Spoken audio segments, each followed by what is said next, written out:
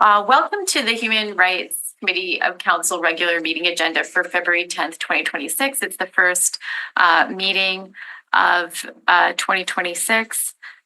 I'm Councillor Rollins. I'm chairperson. With me is Peter Prinsloo, who, if you haven't had an opportunity to meet, is the senior committee clerk in the clerk's department. Peter Prinsloo is a very experienced clerk, has played multiple roles in the city, and so want to make sure you know his name. You know Ali Raposo, the committee coordinator, and we have Greg McPherson, who is works for community development in the CAO's office that is here. And we have Gav with us and online and Simi. I think we have Marianne Flett, Lizzie Tuff, and I see Kara, I think, online. Perhaps others will join us or they're just listening. Yes, Ruben is also online, but he has not turned on his camera. And AB's here with us. And so I want to welcome everybody and make sure that you've got the agenda okay. Hi, Ruben. I'd like to acknowledge we're on Treaty 1 territory, the home and traditional lands of the Anishinaabe, Innu, and Dakota peoples. And in the national homeland of the Red River Métis, our drinking water comes from Shoal Lake 40 First Nation in Treaty 3 territory. We will need a motion for the minutes of the previous committee, if someone would like to move. Ideally, it's probably Kara or Ruben that had been, or Lizzie that had been at the meeting. So moved by, I guess, all three of them. All in favor.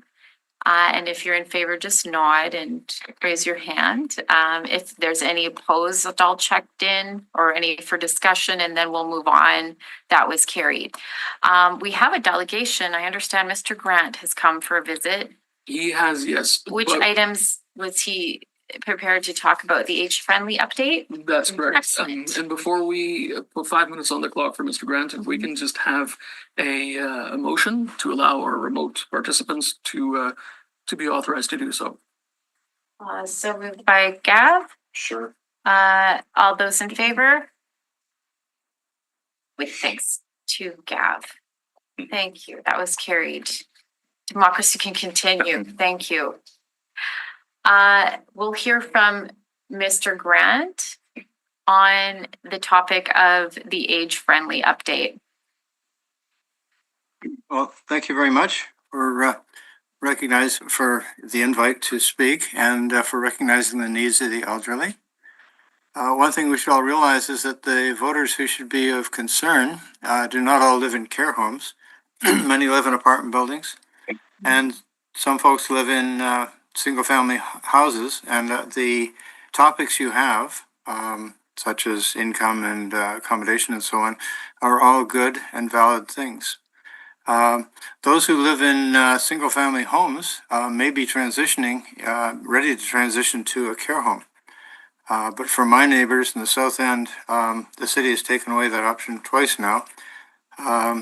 Accommodating the needs of the elderly goes beyond providing bus service to the front doors of apartment buildings, hospitals, and malls.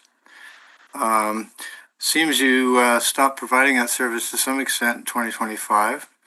It's unkind stereotyping to suggest that large printing is what seniors need. Like many others, my vision is still perfect and at an advanced age. We're listing things that could be worked on, things that could be improved. There is still no reminder to the elderly at crosswalks. There's no reminder to stay on the curb for 5 or 8 seconds after that button is pushed. And sometimes there are no countdowns at intersections. So the countdowns are of particular value to people who walk very slowly, because if it says 10 seconds and it's a big intersection, they know not to start. So the countdowns are good, whether it's going to be a person of limited mobility crossing. I remind you that for decades, Calgary has operated crossings with metal gates that can only be swung open when it's safe to do so. On another related topic, you've failed to raise the plow priority for collector streets that have no sidewalks. Walking on an icy road when it's been made lumpy by car traffic is even worse. And all these things are key to the safe use of our streets and sidewalks by the elderly and the infirm. One slip and fall can permanently end the mobility of a senior.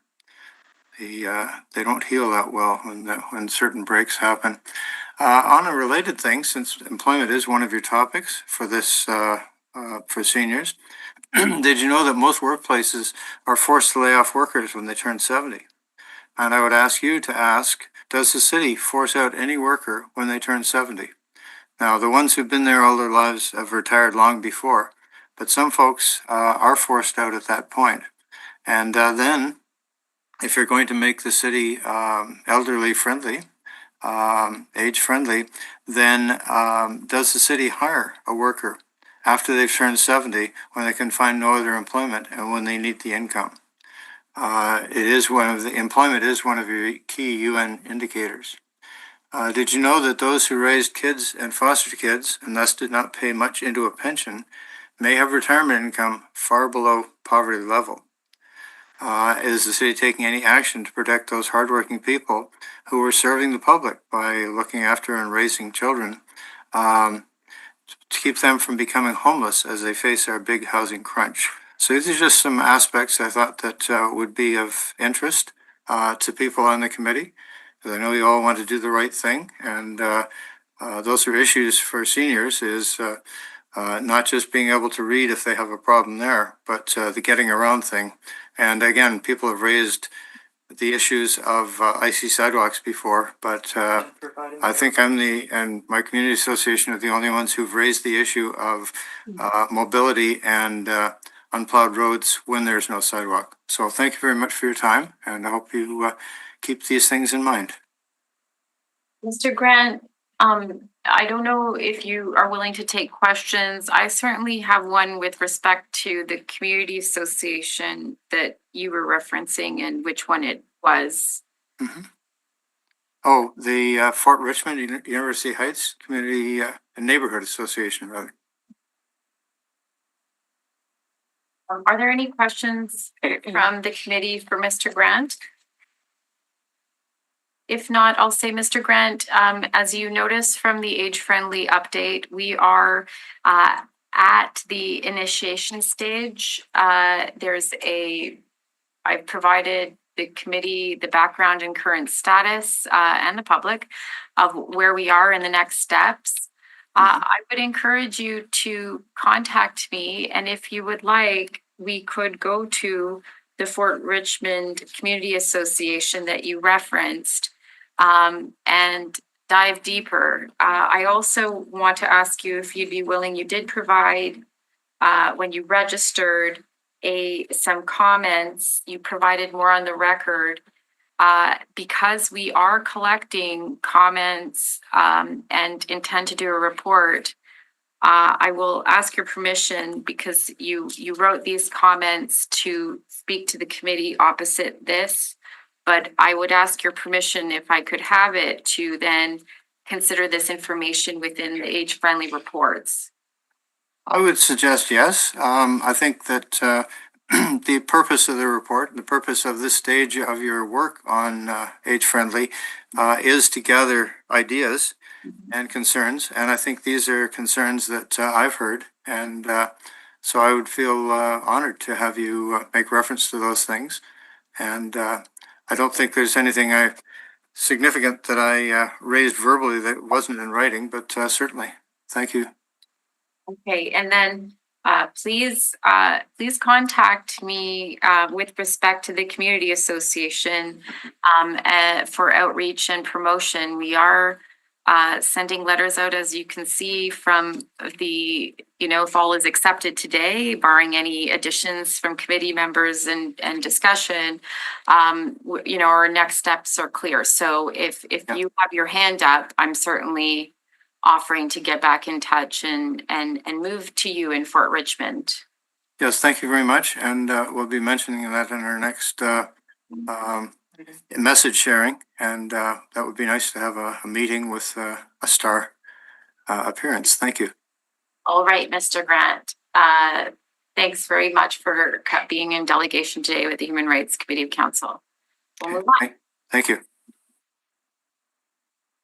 So typically we sometimes start with an icebreaker because it's a lot of formality, and it's optional to say hi and to say what human rights issues or events have been on your mind, or have you attended in the intervening time. A lot of you are new, so you could reflect in the last few months or the last 2 years if you want, with respect to just human rights issues that you're focused on, and what or events that you've attended that you might want to share with the committee, just to take the formality down a notch and just be a regular citizen committee with citizen interests, and make sure that we reflect them if the agenda is not there. So if you want me to start, I can, to model, but I can also go to Ali, or if anyone's online that wants to start and say hi. I know I sprung this on you. It's not on the agenda. I'll go first because I get nervous. Okay, excellent. And then it's over. And then it's over. Yeah, Yeah. that's okay. Oh, I did attend recently the it was a trans event at the Human Rights Museum. I don't recall at the top of my head what it was, but that's definitely an area that I'd like to talk further with you about when we meet later this week. Okay, excellent. At the Human Rights Museum. Yeah. Okay. The Purge? No, No, but that's another interesting that one. is Yeah. California. Anyone else? Events, human rights issues on their mind? I guess I can go. The last year and a half, I've been doing a lot of research on the issues of implementation of international human rights in Canada. And yeah, it's just kind of keeping my eye on Canada's upcoming ICC PR review.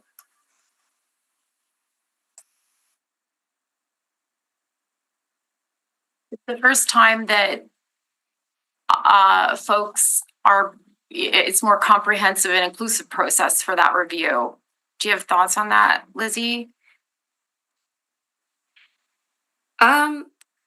Yeah, like I mean I think that it's like important that the UN, like their human rights committee, gives a lot of space for civil society organizations, and I think that there is not necessarily it's an imperfect balance, but there is more balancing of voices and ability to raise concerns.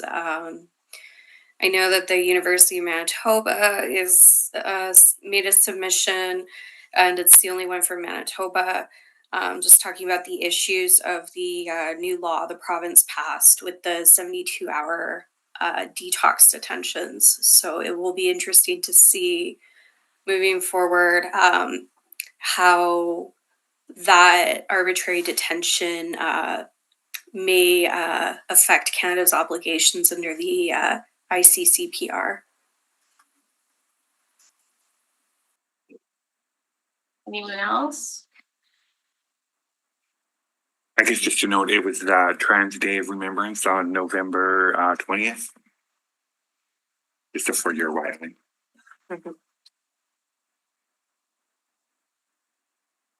Two things have been on my mind. Residents have been writing about the ICE-related deaths and what can be done in the city. So I've been writing the newsletter article in response to some of the concerns that I've been seeing pop up in my casework. A quick preview, I've been saying go hyper local, and and, you know, we've had some really excellent examples of that grassroots activism from, you know, O'Donuts, for instance, that had the Fuck Ice Be Good donut series. I apologize for swearing, but that was the donut series name. I think I was true to it. And you're seeing, you know, some of the solidarities around crafting and knitting. Tomorrow at 10, I'm with Ruben Garing and Jesse Hager, Dr. Hager, on a launch of a paper that I'm really looking forward to as well. I'm trying to smoke Ruben out to talk about it a bit here, but that's what's been on my mind, and you know, and immigration. Yeah, I am put on the spot, so I'm going to speak. It works. Maybe no. I will. But let me begin by saying that what is in mind also that I am going to be attending tonight a screening of a documentary called Sidelined, the Color of the Game. This is a documentary produced by the anti-racism in sport campaign hosted by Immigration Partnership Winnipeg here, and is going to be launched at the Lieutenant Governor office tonight. This is part of the show of the document that promote or highlighted racism within the sport that is experienced by, you know, indigenous people, Black people, women, people with disabilities, something like that. So that's something that is happening tonight. As Councillor said, tomorrow we are launching this report at the, you know, one of the AirCom offices in downtown here. And the report is a research that compare government policies or Canada policies in terms of sponsoring or assisting refugees that move to Canada. It started with Syrian coming to Canada, you know, Afghans, and then the policies that supported Ukrainians, new arrivals, and also the Sudanese.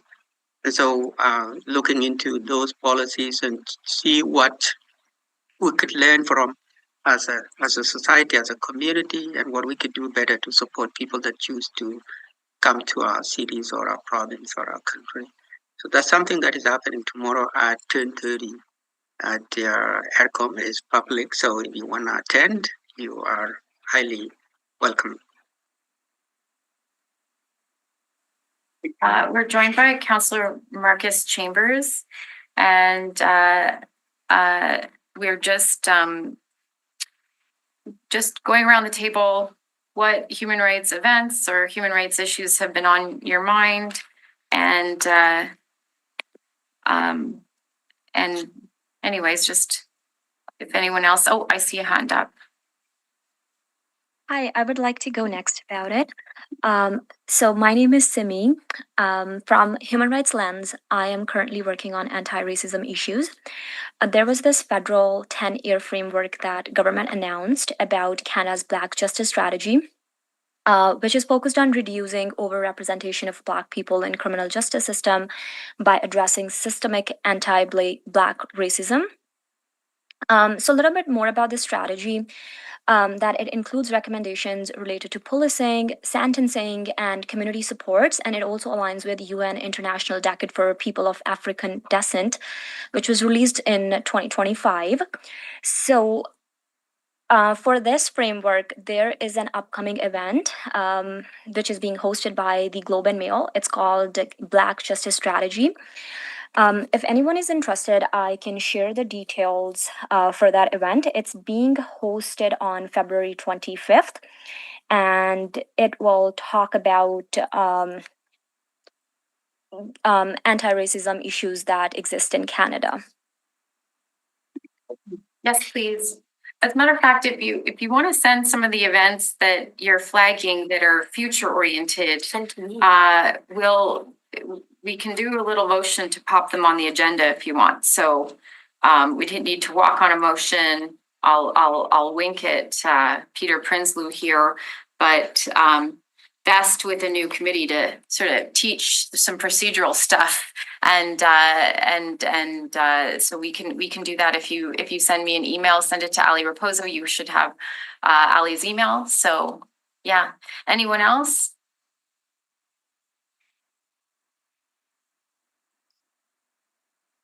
If not, we'll move on to the next agenda item.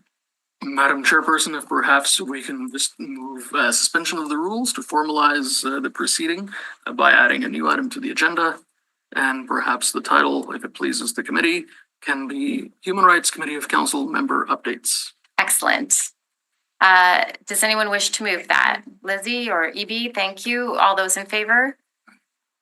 Excellent. And then we'll receive that as information. And then as it comes, if you want to, and then it's okay to, okay. And then a motion to receive the member updates as information. If there's any discussion or if anyone wants to add some additional updates. If not, we'll need a mover. So moved perhaps by Lizzie. Thank you. All those in favor? Any opposed? That was carried unanimously. The first report we have is the 2026 suggested meeting dates for the Human Rights Committee of Council. The motion is that they be adopted. I'm hoping you had a chance to look at them, see how they fit within your schedule. There are meetings from the Human Rights Committee and there are meetings. We held an orientation, for instance. Throughout this meeting, we'll talk about some events, whether they're the public education on human rights events or the age-friendly events. And that might add to your calendar if you so wish. But these are the events to move the administration and the communications that we absolutely need with council forward. It allows us to, move the work forward, get our priorities and plans forward to council. Sometimes they have feedback. And then sometimes they budget those plans and priorities, which they have in the proposed and past budget from last year. So if there's any discussion, let me know. If not, we'll take a mover.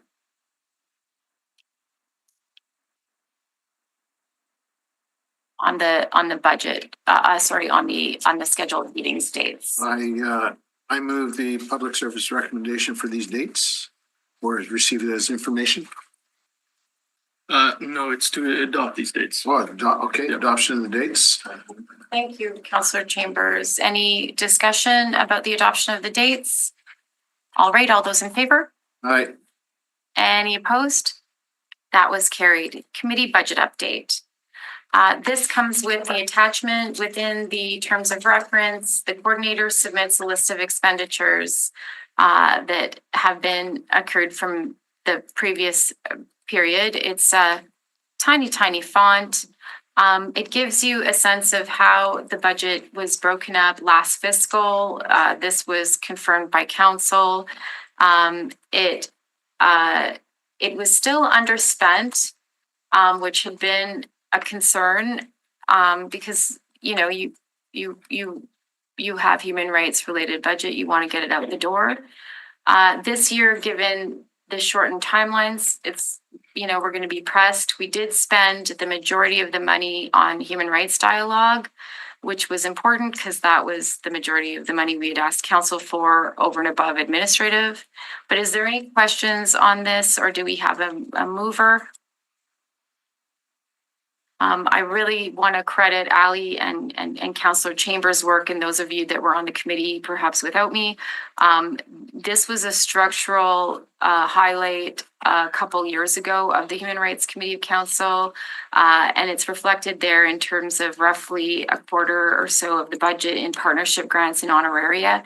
And with that, we did quite a few important partnerships with the Center for Human Rights Research, the Manitoba Harm Reduction Network, Winnipeg Youth Orchestra, of course, if you remember, Riley Neepkanak, and some human rights symposiums and Immigration Partnership Winnipeg. So if anyone wishes to move, this is the Human Rights Committee of Council budget review.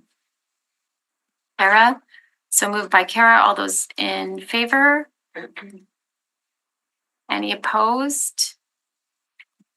All right, that was passed. Age-friendly update.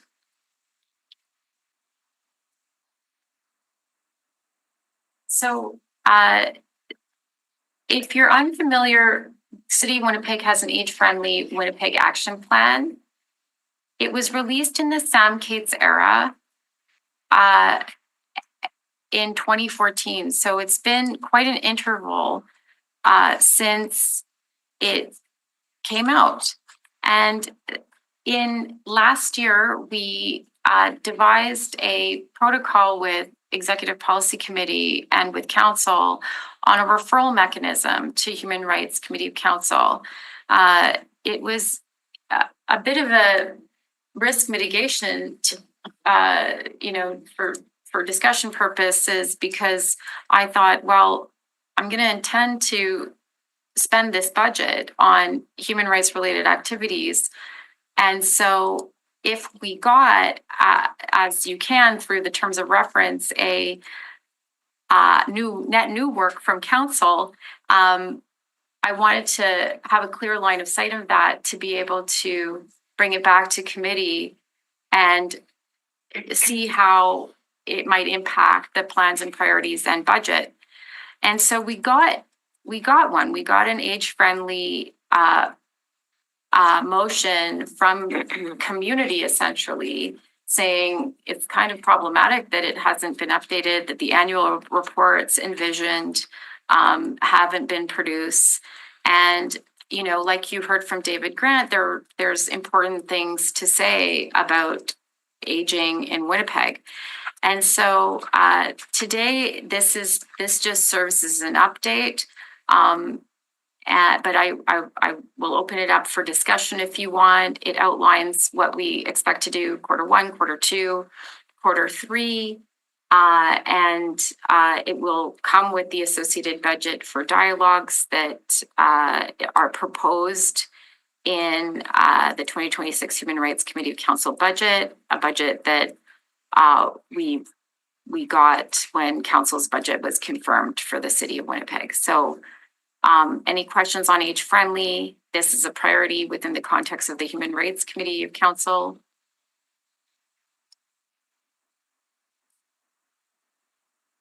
If not, we'll need a mover for the update.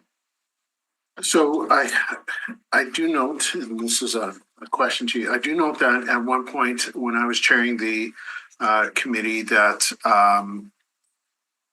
in terms of Asian opportunity and seniors, older adults, that Connie Newman was to do a presentation at committee just to outline the services that they provide. Is that still a possibility? She did one. Oh, she did? She did one, yeah. She did one to Human Rights Committee and to all of Council too. I think it is important, though, to your point, to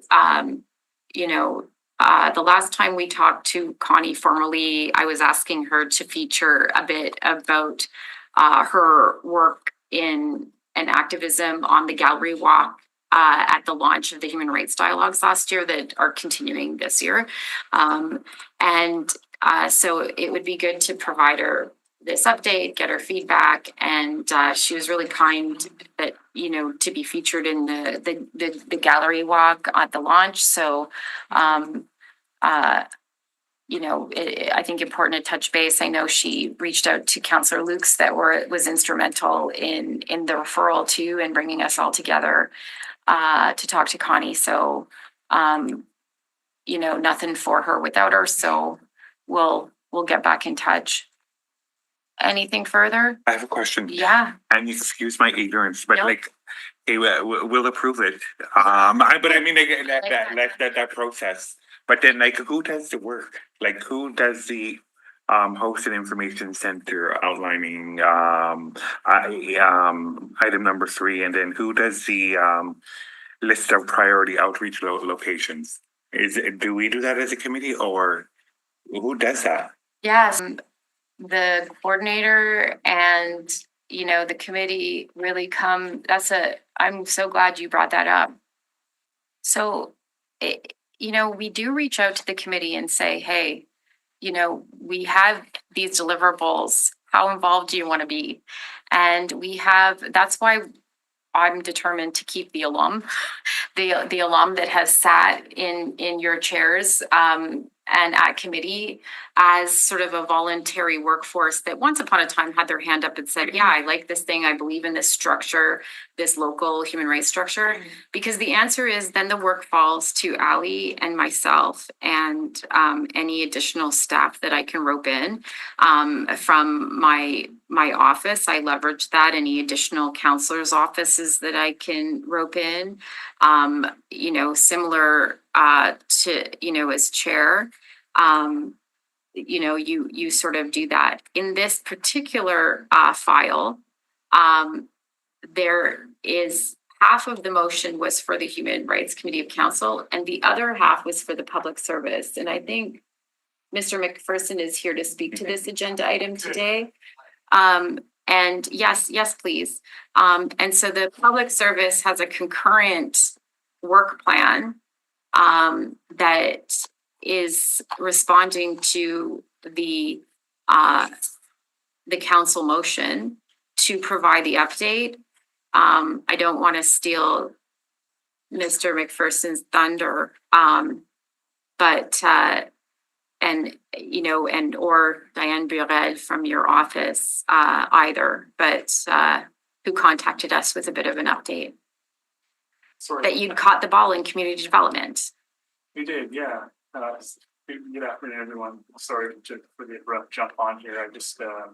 We've been tasked late last year. We received the gift, I'd say, of working on this age-friendly Winnipeg disposition. So last May, council had asked the public service to report back within, I think it was 180 days at that time, with an updated age-friendly Winnipeg framework, and also an older person's strategic framework. And so we're very close on both of those things. But in the disposition, there was a very helpful mention of the Human Rights Committee of Council, and the suggestion was made at that time that this committee would help to provide some consultation opportunities and engagement. And so I think the update that we're providing to council shortly through EPC will include a suggestion that we have a modest delay to allow for that consultation and engagement to happen. So our hope will be that we can support this committee however necessary in having that engagement happen over the coming month or two. And I'll look forward to maybe an offline conversation about how we can do that if there's opportunity. Yeah. Okay. Any questions? So typically for instance, we introduced some of the materials and workshopped, as you can see in the update, the age-friendly consultation materials, got some feedback. I want to thank everyone who either edited, provided some preliminary feedback. We workshopped them in a few places. It's a very ambitious agenda. If you can imagine going into a room of maybe 45 seniors and saying, okay, there's these 7 historic action plan areas. Let's talk. And while we were a bit more structured, it really matters what is essentially on their minds. So we spent, out of the 7 priorities that were reflected in the Age-Friendly Winnipeg Action Plan, the outdoor spaces and buildings, transportation, housing, social participation, civic participation, community and information and community support and health services, we spent probably 50 to 60% on transportation, given we were within the first few months of the primary transit network transition. Another maybe 20% on housing, and then another 20% on like social participation and communications. Yeah. Does that sound fair? Yeah, totally. So it really was a good workshop. It told us that it was too ambitious, the plan. And so it was anyways. And then there were more things that, you know, we learned: font size, the preference for written materials, you know, surveys that they were interested in, things that to digest themselves, the former, like physical copies of the former plan. So we got a lot of good feedback to prep us to get out in earnest. But one of the things that this implies is, you know, sticking a consultation package in counselors in boxes and saying, hey, you know, if you want to do this yourself, well, you know, we can extend the budgets and the size and scope of engagement. So in another update that I provided as chair to counselors last year was exactly that. I think I got one taker. So you know, it is sort of on volunteerism of the committee. If you're interested, flag that for Ali.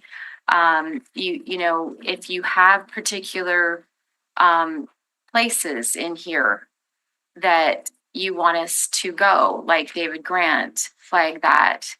We'll need a what we heard report so that the public service has some, you know, some feedback that is organized, and so we'll have to do that.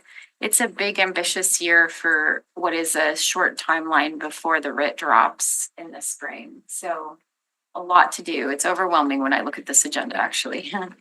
But I like it. So I hope that answers your question. And that's a very nice that's a nice offer from the public service. And so, you know, I'll take up Mr. McPherson on the chance to talk offline with some thoughts and how it goes. Anything else, committee? Is somebody prepared to move? This document is the document that, you know, when we send it up, we're talking pretty much directly to council. So it's important to have kind of a lens on these documents on whether it serves you well, and then with an eye to our collaborative partner, you know, the mayor, Councillor Lukes, Councillor Santos, Councillor Evan Duncan, and Councillor Jeff Wadi on Executive Policy Committee, who ultimately has to approve the directions.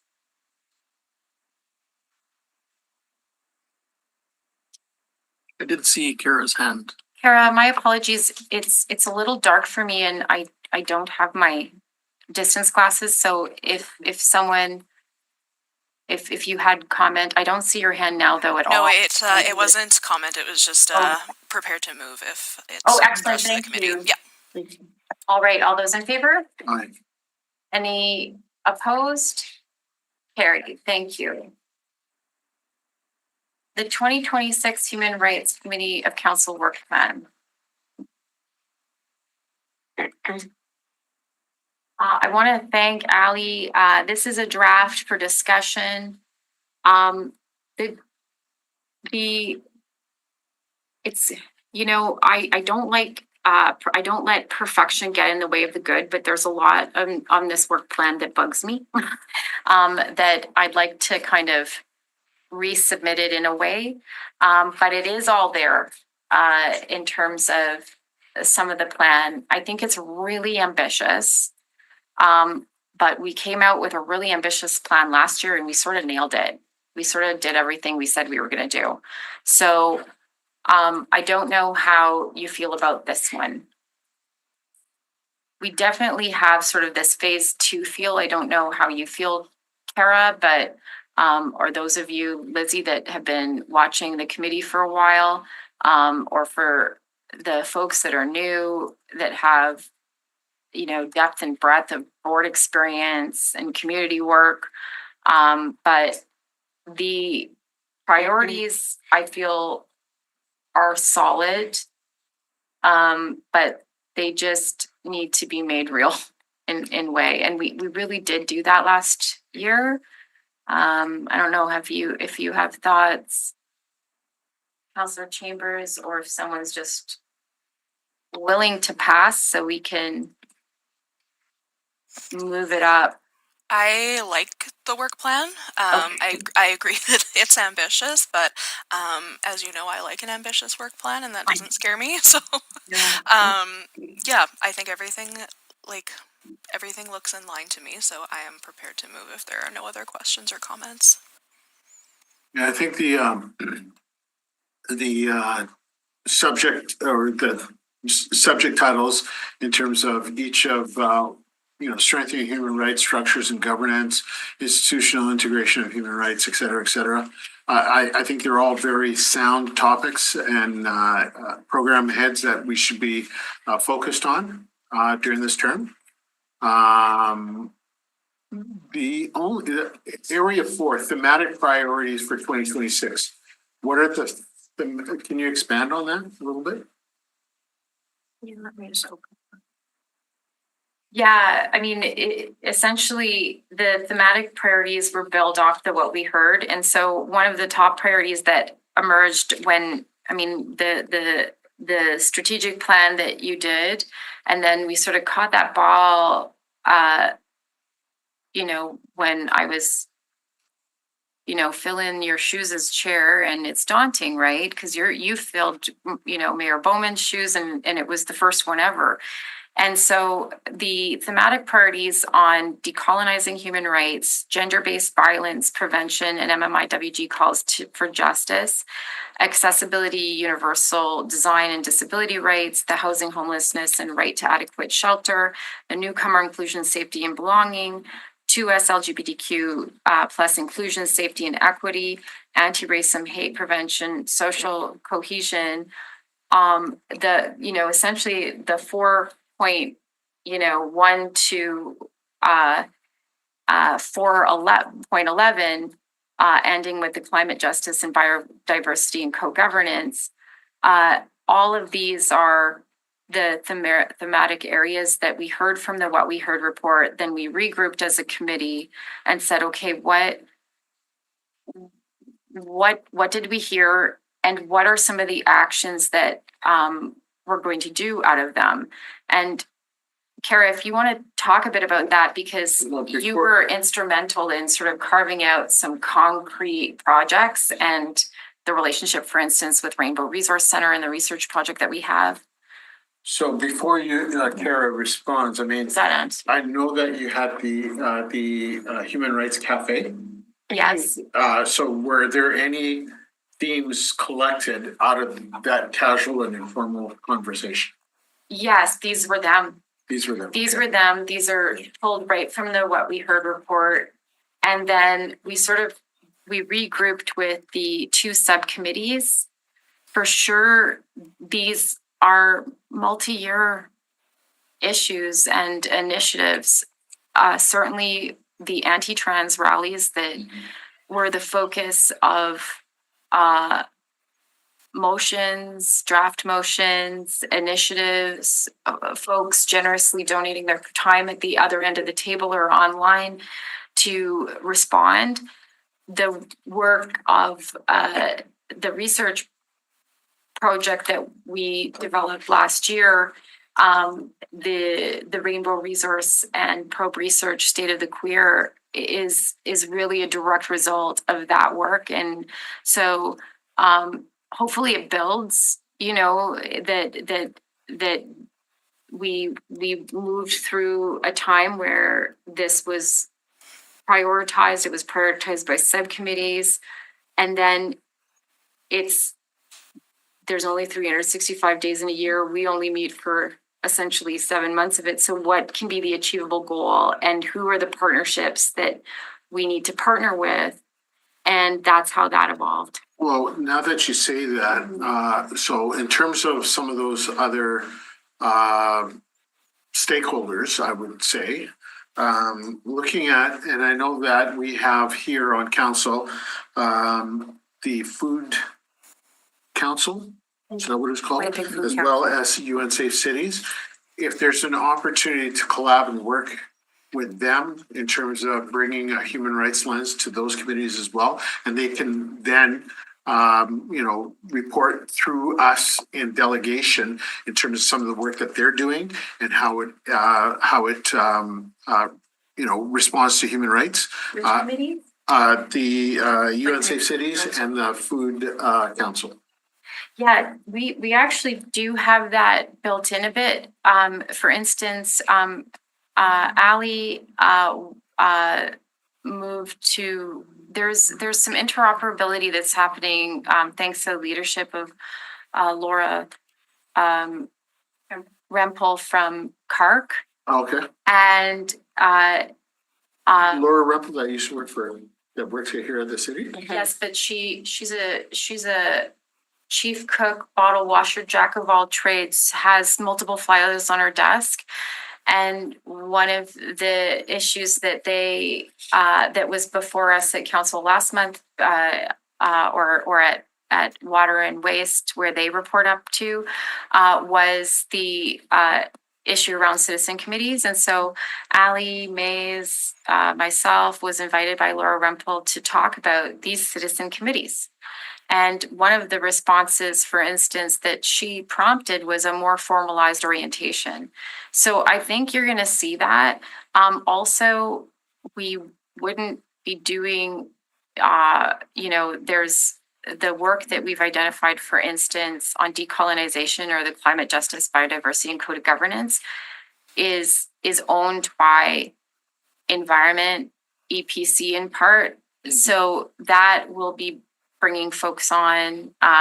Councillor Mays and I did an early dialogue, not related to human rights necessarily, but on climate together. And so some of those folks will get the band back together through this dialogue. So, and then Safe Cities, we arguably are tied to them because $20,000 of the Human Rights Committee budget went to Safe Cities. So that was something that Councillor Gilroy and I discussed, as well as their coordinator, Tracy Proctor.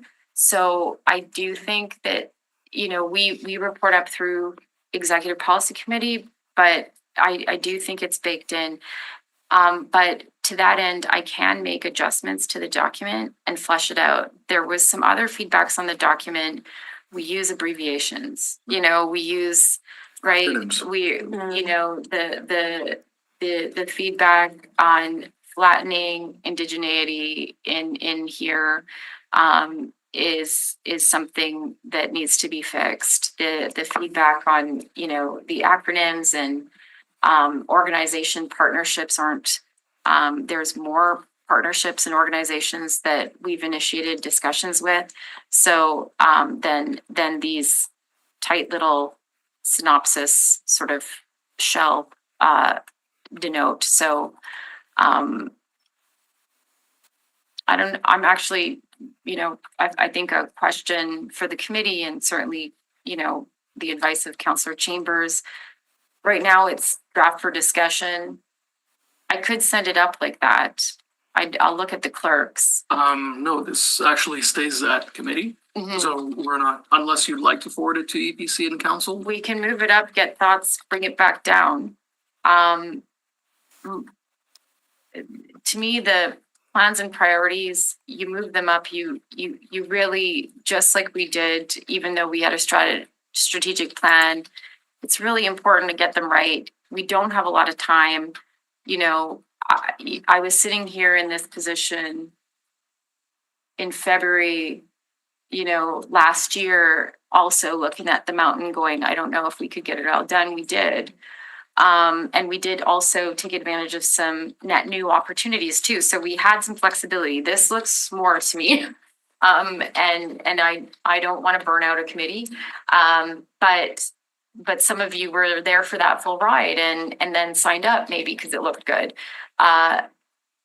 Councillor Chambers, do you think folks would be interested in moving it up and moving it back?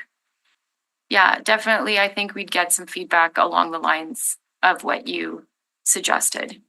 Yeah. Thank you. I do have a cautionary note on, having the capacity, having the ambitious plan, and then having net new ads. And, but that's what the point of this is. So let's do it.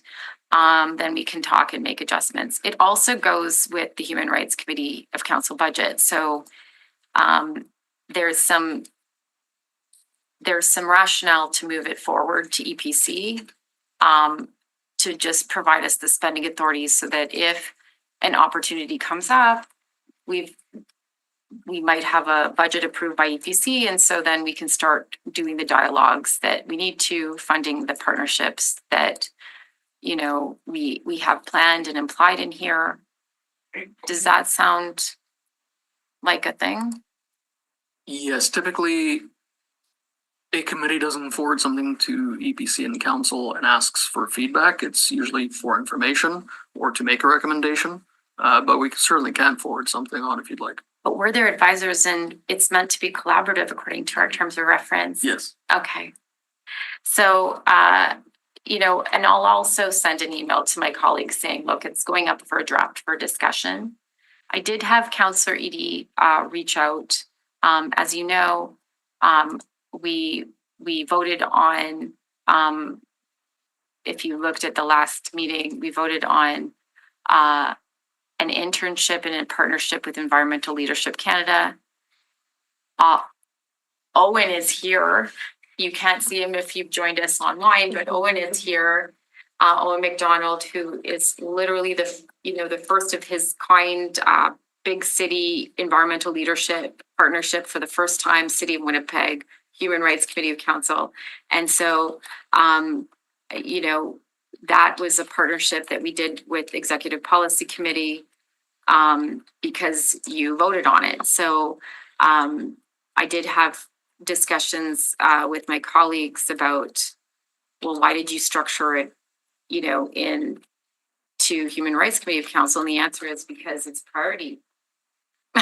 It's a priority that was identified through the work that we've done with community and the work that we've done with each other. And so we'll get some suggestions like Councillor Chambers if we show it to more people. So if all of the committee wants to do that, and then we'll regroup at the next meeting, we might get some feedback from council, we might not, but what we would need is a motion to forward the work plan to Executive Policy Committee for information, and then ask for any feedback. I'll follow that up with an email, Lizzie. Identity and how that can impact human rights of an individual or of a community or communities. That may be something to put into this work plan, like either in the introduction or in the thematic priorities for 2026, like somewhere under there, like saying that, we understand that within these thematic priorities, there is intersecting identities.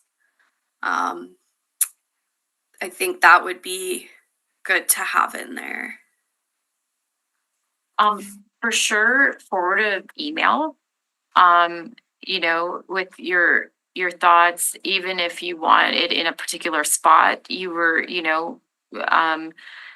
whether we send you an editable document or if you just do an itemized list, let's do that. We have taken down thoughts from the orientation. We have taken down, thoughts from this meeting, but please, feel free to send emails our way with specifics where you think like exactly what Lizzie said, you know, where you would point to for additions, deletions, augmentation. You know, Councillor Chambers hinted that, you know, the section 4 didn't quite connect to the 4.1, 4.2 to the, you know, and I think that that is an area that obviously I could make that connection a little better. There's formatting issues. This font is too small. I don't know if we're age-friendly font right now or accessible font. We try to use accessible font, obviously, but you know, we're developing our protocols. Marianne raised really good points when we were in our orientation. You know, so much so that it's impacting the work plan. So we'll keep going.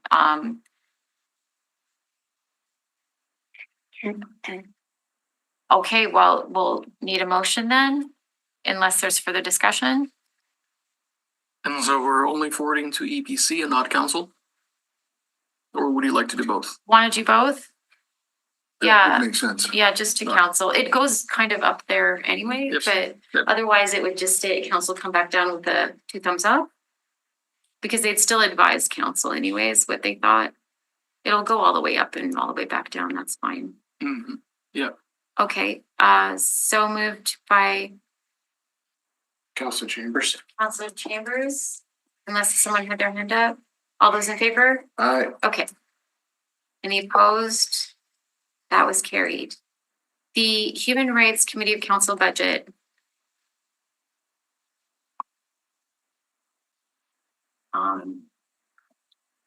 The budget, we put it in the same tranches sort of that we had done last year. The contracts, coordinator, administrative, communications and logistics budget is the biggest. We did do some printing and design work at the Human Rights Committee meetings and subcommittee meetings. We pay a small price for Zoom, etc.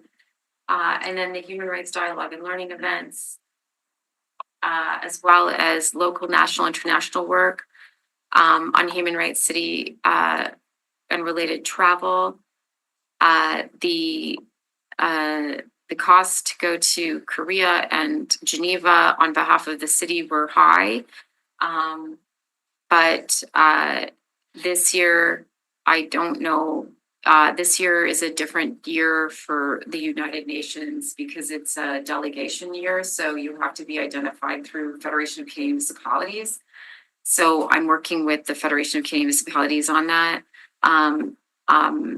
The protocol, honoraria, recognition and awards, partnership, events and grants. Is there any questions? I do anticipate probably having a lot less granting ability this year, given the shift that we saw for protocol, honoraria, and the many more events that we're holding in this budget. I'll flag that a bit. Any questions? Are you comfortable doing a motion? Maybe, Sure. yeah. Is that both of you saying yes? Yeah. Okay, okay, so moved. All those in favor? Any opposed? Carried. That goes up. The final item is the Human Rights Committee of Council 2026-2027 coordinator contract. We'll say goodbye to Ali at this juncture. Ali's been the coordinator. And we'll get Owen to go back and get her. Just let you go for a minute. So well, if I could lean on you, Peter, to talk about how this terms of reference is somewhat awkward insofar as we reconfirm the coordinator position each year. You want to provide background? Absolutely. You're absolutely We correct, need Madam. some timing so Yeah. that, Yes, so Ali's contract currently expires in early May of this year. So if we want to continue with Ally, we'll have to recommend to council to extend that contract. So basically just timing. So for this period would be May 4th, 2026 to April 30th, 2027. And currently Ally is getting paid $63,036 per year. So the recommendation, if the committee would like to go forward, is basically to have a new contract in place for those dates. The pay is up to the committee as well. And then just a third clause, that the city enter into a contract with Ally. And then of course the proper officers. Discussion. So with that, if her current remuneration is 63 and change, do we adjust in terms of a cost of living increase? I'll say I am a proponent of, I actually think she's underclassified it's a contractor, but we pulled dialogues reports last year, and at the $63,000 mark, I think it's not, it's really should be around 70. The organization development or the classification was a previous specialty that I spent 5 seconds in early in my career. But the amount of counselor liaison, there's not many coordinators that have to have 2 counselors and a mayor theoretically that all the materials go to. Not to mention the VIPs, the mayor had us do a relationship with Devon Clunas and a whole movement of folks. And Ally managed, that really well. These are, a police chief that had, not to pick on, former Chief Clunas, but he was an executive. So he was accustomed to an administrative support system that frankly counselors' offices don't have, but neither does this committee. And I think we delivered some, I think Ally delivered some incredible work, and the salary actually pains me a bit. So of course, cost of living so moved if you want to, but it is a discussion that I had wanted to have. So doesn't the salary come out of the entire budget? Yes. And so that's the only concern, that yes, it's Rob and Peter to pay Paul. absolutely. Sorry, Peter. Oh, Understood. yes, with apologies to Peter Prinsloo. Yes, there is availability in the budget. It's not much. Anything we do, takes away from others. You can, with a motion though, move some additional room around. So it's your budget, right? There's not a lot of room here. But for instance, we can forego some of the local, national, international work. It's a risk. But there are other pockets, for instance, if there are some other pockets of travel. The partnership money is pretty tight, so we probably want to keep that there.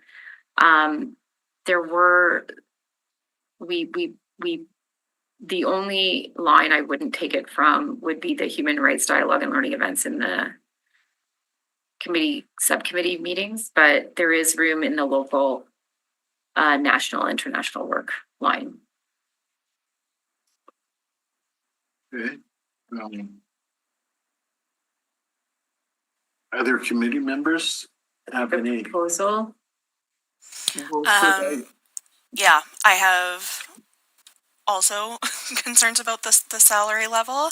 I think for the work that Ally does, she's probably quite undercompensated. So I would be in support of what Councillor Rollins suggested of a salary around the 70,000 mark and moving money from the budget in the local national line if we need to do that. Is that a motion? I would make it a motion if others would be willing to support it. So that's above and beyond the cost of living. Is there a formula you want, or you just want to hit it at 70,000 and let's just get on with the day? Is that a jump of 10,000? No, Or not quite. what's the price you said? Would be roughly 7. 7? It is roughly 7. So what percent would that be?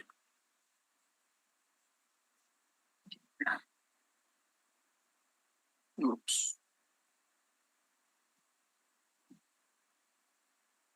No, no. It'll be 11%. Okay. 11.1% to be exact.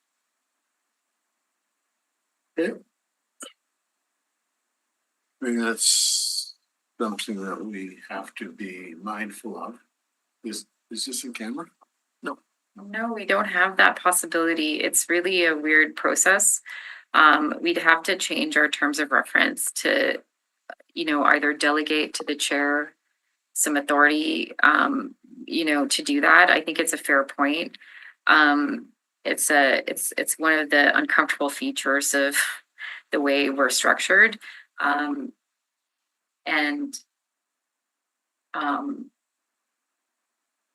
But here we are. Looking at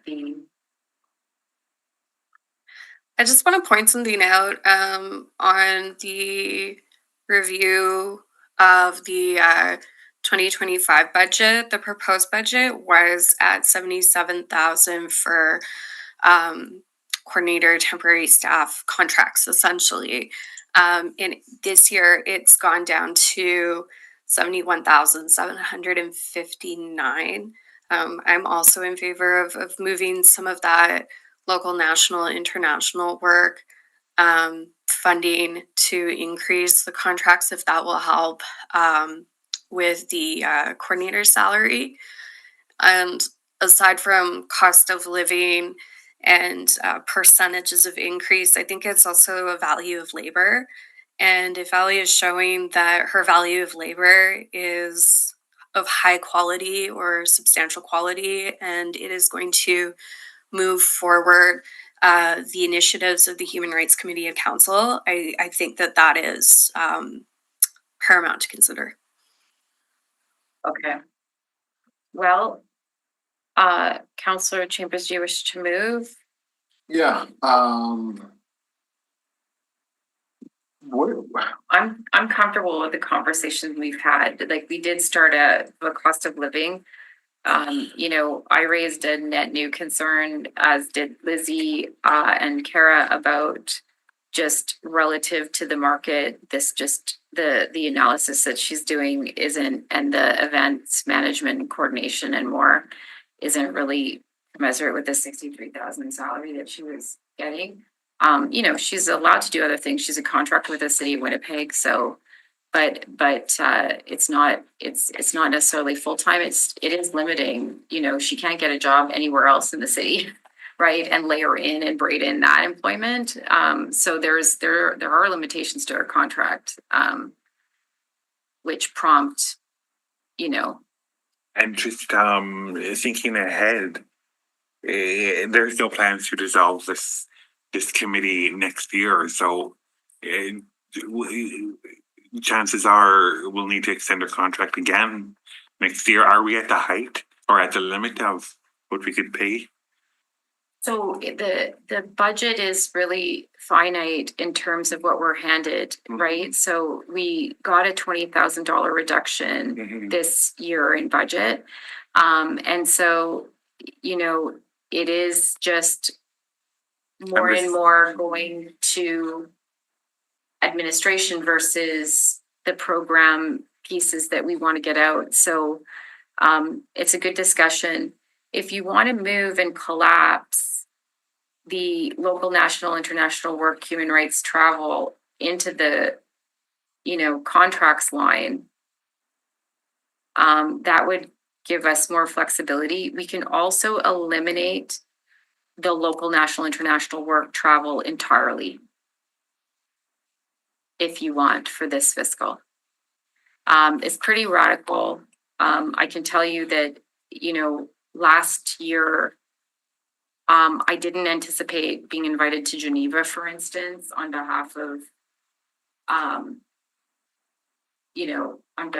the city, or anticipate, going to Korea. The Korea trip was really important. It's very expensive. So the budget wasn't really covering that. But for this international trips that are on the horizon, one of them, there are other budgets for Federation of Canadian Municipalities. And so it's possible that if we do that and become part of like a Canadian delegation, which is small chances, that they would pay, or we have a different budget for that for FCM. So it's not much, but it can augment it. So if you want to move 5,000 into that budget and just leave 1,500 or something, we'll still have it. But it would augment that line item to 75,000 I think that's more prudent in or terms of 76. maybe just bumping it up. Yeah. Bumping it up and leaving a small balance in for travel. Yeah, 1,500 or Yeah, something. where it becomes necessary. So did I do my math right? Yeah. Do you want to move 5,000 to the contracts line? We're currently We dealing have with, to yeah, resubmit. so Right? Okay. my recommendation is let's finalize The the coordinator coordinator. contract, and then we will go back to number 5, Okay. rescind the previous motion, and then amend it as needed. We'll need a motion then for the coordinator contract in line with discussion. If anyone wants to repeat the motion, the clerk will for you. So I'll just need clarity on the amount that we would like to pay. 70,000 even. 11.1%. Be exact. Okay, so the recommendation to EPC and the council will be 1, that Ali Raposo be appointed as committee coordinator for the Human Rights Committee of Council for the period between May 4, 2026 and April 30th, 2027. 2, that the appointment be subject to a fee for service of $70,000 per annum, utilizing funding from the existing Human Rights Committee of Council budget allocation. 3, that the city enter into, execute, and deliver a contract with Ali Raposo, and that the chief administrative officer be authorized to negotiate and approve additional terms and conditions of such contract in accordance with the foregoing, and such other terms and conditions deemed necessary by the city solicitor and or Director of Legal Services to protect the interest of the city, and 4, that the proper officers of the city be authorized to do all things necessary to fulfill the intent of the foregoing. We have a mover. Thank you, Kara. Any further discussion on this item? All right, all those in favor? Okay, that was passed. Can we have a motion then to repeal our previous motion on the human rights budget to make the adjustments that we just discussed in terms of the line items, but we'll need a motion to repeal that decision. Thank you, Kara. All those in favor? Aye. Okay, that was unanimous. And then we'll vote on it again as amended. Again, if you want Peter to read the motion into the record, let me know. Otherwise, if there's a mover to move it as amended. So I'll just need clarity. So you wanted to move an amount out of the human rights dialogue, or no, from the local, national, international work in human rights, city and travel into contracts? Yeah, we want to move $5,000 from that line to contract line. So the new contract line would be 76,759. Yes. Okay. All right, so I'll need a mover for this motion. Okay, Amy? So moved by, oh, it's unanimous already, okay. All right, everybody is wanting to move, okay. All those in favor? Technically, I think that was Gabby. Or was it? Got moved. John, John. No. Okay, that was unanimous. And then just a motion for adjournment. And we need a motion for adjournment. So moved. Counselor, everyone moves adjournment too. Okay, thank you very much. I'll see you shortly. And we have our one-on-ones. Thanks so much, everybody. Good meeting. That was carried unanimously for a motion for adjournment.